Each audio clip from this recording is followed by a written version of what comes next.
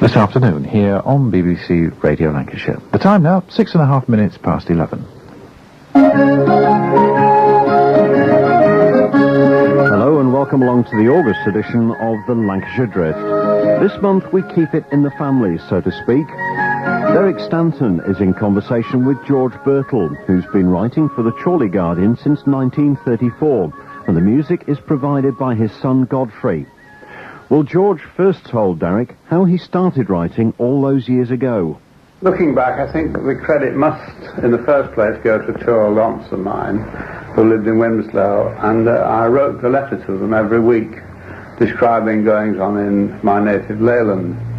And my Aunt Lily reckoned that my letters cheered up Aunt Mary, who was lame, tremendously, and made her laugh. And she had a wonderful laugh with Aunt Mary. It was one that, you could, any audience is glad to hear. It was a great, loud, beautiful laugh. And so, partly inspired by Aunt Mary's laugh and Aunt Lily's request, I sent this letter every week called Dear Aunt. It started Dear Aunts.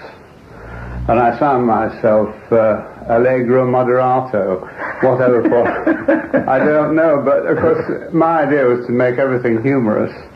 And I apparently succeeded in that respect, although I was very young. And then I wrote quite a lot in a rough notebook that they gave us at school, but I kept it to myself. It was a secret thing. I never thought of showing it to anybody, not even my mother. But this rough notebook with all the humorous articles, essays I'd written. I was a great follower of Charles Lamb. I enjoyed Charles Lamb's essays and things like that. And these essays that I'd written were intended to be humorous. And but I never, as I say, showed them to anybody. But one day, Courtney Weeks, the famous temperance lecturer, came to the school, and we had to sit two at a desk. And while he was talking, the chap who was sharing a desk with me kept laughing, and I found he was reading, instead of bringing me a rough notebook to take down the lecture, I'd brought my essay book, and he'd been reading that, and I took it off him, and he said, "You don't want to take it away," he says, "it's very good, I'm enjoying this," and he seemed to think it was very funny. And it was then that I realised I probably had the capacity to make people laugh by writing, and I think that in the main is what inspired me to write in the first place. But I then had to study rather hard and went into accountancy. And I hadn't been in accountancy very long when I had to go into hospital for 6 months because of a chest injury that I'd received. And I was recuperating, taking long country walks in Sussex. And I started writing about the countryside. I know one of the first articles I wrote was about the way they made chestnut palings with only 4 tools. These woodsmen, they cut down the chestnut boughs, and I described the whole thing and illustrated it with photographs. As far as newspapers are concerned, I wasn't thinking of going into journalism. It was just that I was put in this position of having nothing, indeed no job. I lost my job and everything. And I started writing for the magazines, and I wrote short stories. One short story I wrote brought a letter from the editor that it was very well constructed plot and very well written, but I needed to know more about women, and he put on the bottom, "For goodness sake, learn more about women." Waking early in the morning, pressing the underneath of my chin, on the bar of my cot. In the night, seen a spinning cloud, in a top hat, slow down, and walk over to me, laughing.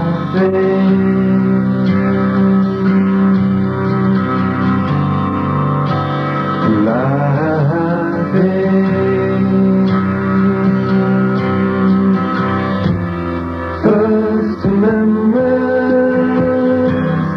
I liked the great American short story writers and the French short story writers too, Guy de Maupassant and people like that. Why, George, why? Well, I've always liked the short story. It has a certain economy of words which makes you very careful to make every word do its job. They're very descriptive. O. Henry, for instance, he was perhaps the most gifted short story writer. Of course, there was Edgar Allan Poe. He did short stories. My greatest, I suppose I could call myself a disciple of W. Jacobs. I think if you asked, would I like to be able to do W. Jacobs stuff, that is what I would hunt for. I love those characters he met on the quayside. And I used to think about him when I was doing the Towpath Trek, the book I wrote about the canal. I used to meet characters all the way along the canal, from Blackburn into right the way through to Tarleton. I went through Wigan, and there were certain aspects of the Wigan, what I call the Wigan, the port of Wigan, which reminded me of the people that W. Jacobs wrote about, although he wrote about Wapping. Those are the sort of things that I was interested in, and fiction is still my great interest.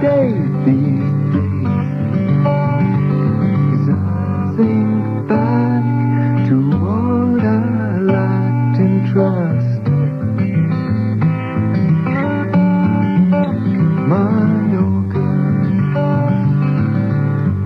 The first book that was published was this story, May's Sweet Queen. It is fiction about. It's really about Leyland Festival, but I called it Lay Field to disguise it.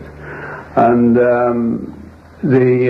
I felt that the Leyland Festival was such a tremendous event when I was a boy that, when you were at school, the head would come round and ask you what you were doing in the festival. If you weren't doing anything, he'd see you got something. And that was even at the grammar school. Everybody had to take part in it. And I was rather bored with it. I like to watch it. I like to absorb the atmosphere and all that. But I always finished up by collecting ticket stubs at the turnstiles. I never actually dressed up or anything like that. And I got this desire to write about May's Sweet Queen, and the festival this was before the festival really got going on its present life. They started it again. This is about the old festival that was started in the 80s. And to my mind, looking at it now, it is a good book and well written. That's speaking critically, and that's after 20 years. It's written 20 years ago. And the trouble was, a lot of people kept stopping me and saying, well, that girl in that particular, was it so-and-so? And another one would say, that's Mrs. So-and-so you've got it from. And I was so absolutely horrified from a legal point of view that I decided I wouldn't write another novel about the present. So I wrote I started one about the Farringtons of Worton, and became involved in their history. I wrote a historical novel, and history, the research necessary for a historical novel is far greater than it is for an ordinary article or an ordinary history book. And I was already conversant with much of the history because I started writing historical articles when I joined the Chorley Guardian in 1934. My first offerings were a series of articles on old halls of the Leyland Hundred. And the historical novel, of course, there was no danger of me being sued by William Farrington of Worden or Sir Anthony Brown, his uncle, who was quite a noted lawyer. It was just that I was exercise freeman. Then I wrote one about the Rivington family. 1956. It was the Cater centenary of Rivington School, and I wrote the background of Bishop Pilkington in fiction. Through the eyes of his great aunt, his aunt, who was one of the Ashores the headquarters of my golf club, Hall of the Hill, and it was called Mistress Ashore, and I used the Pilkington motto for the title in the book. It's now thus, thou knowest. It covers a lot of history of East Lancashire as well as, it includes Worley and places like that, because I brought in the background history into the full history, in which he was involved, of course. And I find now that writing stories about history, fiction stories, is of tremendous interest to me, but I never submit them anywhere. I've got several volumes in my study, which will never been anywhere. Perhaps I'll put them all in a big tin box and bury it, and some archaeologist will turn it up in years to come, and I think that's, that's quite a discovery. I might be famous in 200 years' time. All I want is to see the trees, see the rivers and the mountain streams, keep your high-rise concrete dreams. All I want is to see the trees.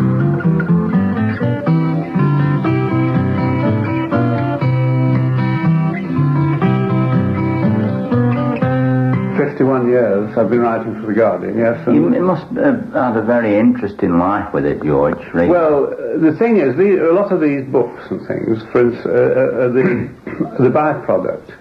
Because I write a novel and I've done deep research on history, and it gives me ideas for the other publications. But I have been inspired to do things. I did, for instance, Over the Five-Bar Gate is one of the mysteries. I'd written The Enchanted Hills. That was my first published book on the countryside, and I've always loved writing. I dedicated that to my mother. And Over the Five-Bar Gate was a study of an area which has been very much affected by change. The motorway has gone through, the M61, and the new town has taken over. The old length of the canal has disappeared. And in this book, I was writing about an area which has been vastly changed since this book was published. And it goes out of print, and then people start trying to get copies, and they write to me. Well, I think that's the last reprint was last year. I think that was about the third or fourth reprint on request. And the first time I was to do a reprint, I thought I'd revise it, and I saw that to revise it and bring it up to date was the last thing people wanted. They wanted to read about that area, which includes the moors, Gunolds Moors as they're called, starting at Clayton and going right across to Horton, and including Wistnell and all around there. That is the area which is affected. Whittle and Clayton have been so completely cut up by the new town development, it's almost unbelievable. But that's a description of it before that happened. The old canal, I mentioned the old canal and so on. The old length, which I used to fish in as a boy. My father used to take me fishing along the old canal we used to cycle to Lord Nelson. In fact, the first time I went on the crossbar of his bike. And we used to fish that length of the canal right the way up to the Walton summit. I wonder if there's fish there in these days, George, no? Well, there's no canal. You see, the motorway has cut right through it. The Leeds Lancaster goes up. There's just a little bit left of the old canal. A bit from the top of Whittle. It's rather difficult. Well, the basin's gone.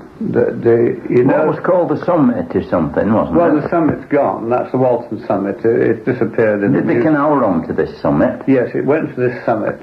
And the idea, the intention was to have a great viaduct crossing the river, the valley of the Ribble, to join up. It was the Lancaster Canal, to join the valley of the Ribble right into Preston. And they ran out of money, and they had a railway instead. And I traced it all the way right under Fishergate, and where the thing joined the Lancaster Canal at Preston. I covered all that. And in fact, I'm still giving lectures on that subject, on the old length. I've still got slides and pictures. But I photographed it some time before it was drained, not knowing it was going to be drained. And that canal is one of the things that, as I say, has disappeared, that piece of history. And I drive along the motorway now from Preston and look across and spot one or two. You can see the embankment and things like that over on the east side of the motorway coming from Preston.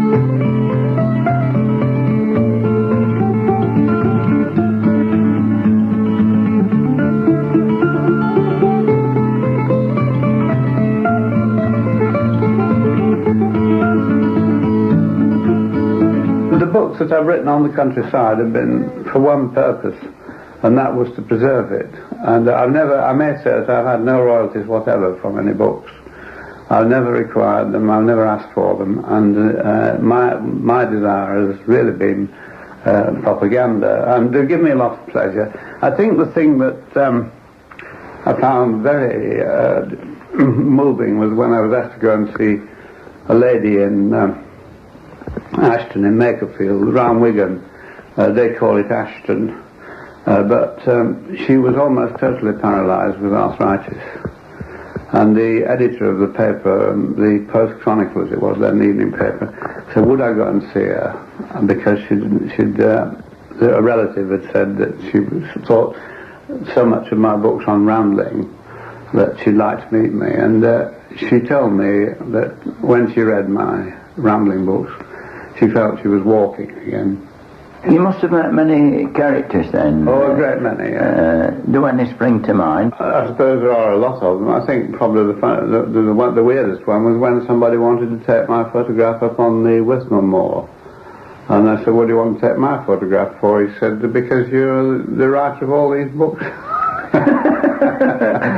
And the other one was I was lecturing in Preston to quite a large audience on the canal, the towpath trek, on the basis of that.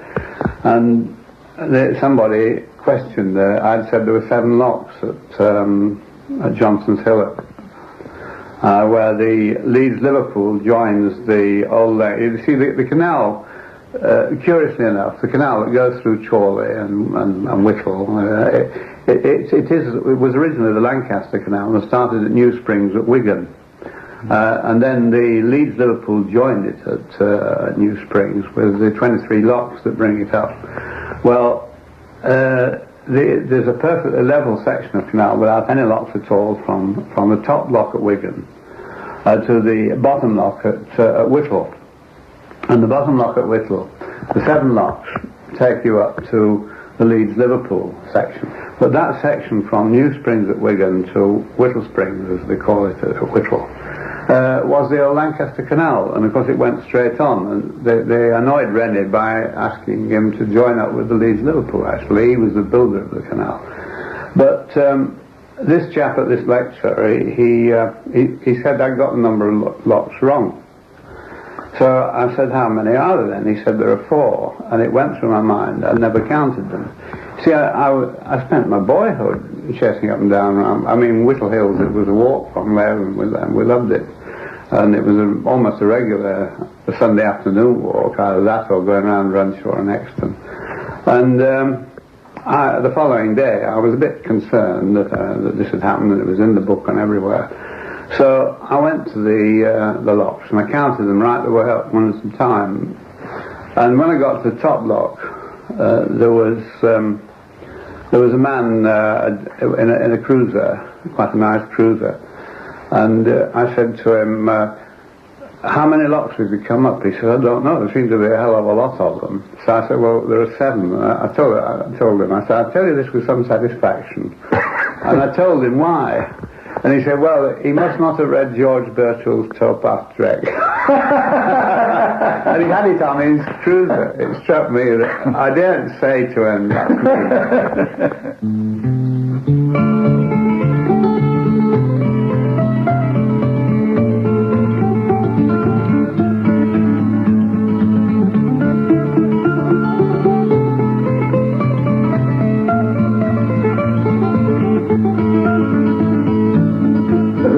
time I rode on my bike into Chorley, I went up Exton Lane, and there were railway sleepers at the top of Exton Lane. Of course, the railway cutting goes through. And I looked through these railway sleepers. One had broken away, and I looked through and I could see these lovely hills. And I just couldn't believe it. I thought it was a figment of the imagination that there should be such beautiful hills across through that hole in the railway sleeper. And to me, they are the enchanted hills. And of course, out of this book grew the other one, Heather in My Hat. And I think myself that may have had something to do with the West End Moor scheme. Because what happened was, the people at the other side of the hills I described as the enchanted hills, the people at Tockholes and places like that, they said there are hills as well as Chorleys. You know, you've described them as belonging to Chorley and Horwich and so on, but they belong to us too. So I went to Tockholes, and it was during the summer, and I went looking for treacle mines and things like that. And I had quite a good time, and really the encounters I had round the other side of the Enchanted Hills were quite wonderful, and the hospitality of people, the humour of people, it was all there. I'd once written a paragraph complaining about I think I had a piece in this about the loftiest loo in Lancashire. And I was looking at this house. It was the old Victorians. They used to have a sort of outbuilt, a small piece of lean-to on the first floor, and it overlapped the ground, and there was a hole in it. And I don't know whether they put a chamber pot in or what, but it would sit on this, and it was like a WC upstairs, which was rather important. That's it, the loftiest loo in Lancashire. And they belonged to I think the Liverpool Corporation, who were then the Water Authority, had something to do with maintaining the building. And there's a man working on it. He says, "Oh, you're the fellow that wrote that book about the Enchanted Hills." And you couldn't make out what that stone was on the summer house, because he said it didn't seem to relate to the area. Well, it didn't. It had got the Hollinshead initials on, and a date that I couldn't put in fixed with the summer house, the old summer house on the Withnail Moors. So he said, "Well, I can put you right on that." He says, I put that there. And I said, "Well, where did you get it from?" He said, "Well, we pulled down Hollinshead Hall, and I thought it was a pity to waste this date stone, so I went and put it up on the thing."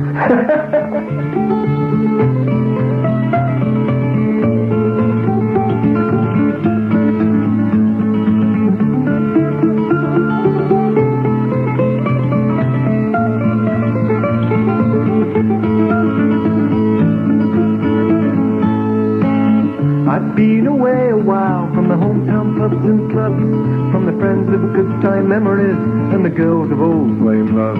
The old tavern looked the same as I approached with smiling eyes, and with an hour or two to spare I thought I'd whet my appetite. I went through the open door to see the old landlord had moved on and was replaced by an image of a Christmas tree gone wrong. My old friends could not be seen, the faces were all strange. The 6-foot bar now 10 yards wide, and it's all been rearranged. 'Cause we got this new pub today with fiberglass beams, making way for space invading war machines. We got unreal ale, we got chicken in a basket too, television, football, pool and pinball, all sorts of things for you to do.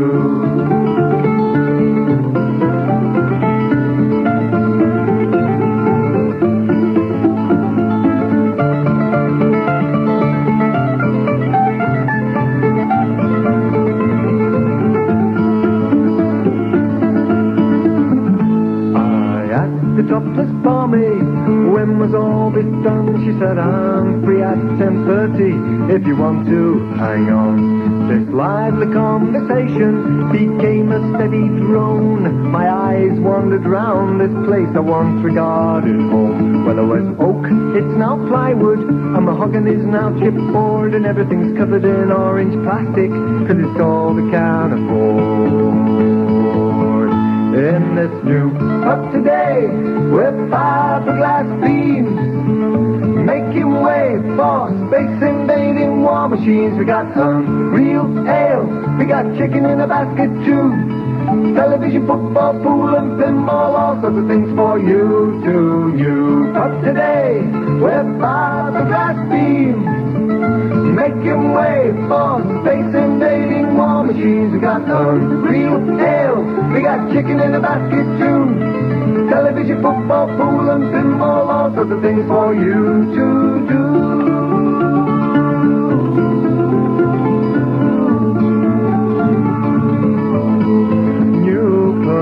Today.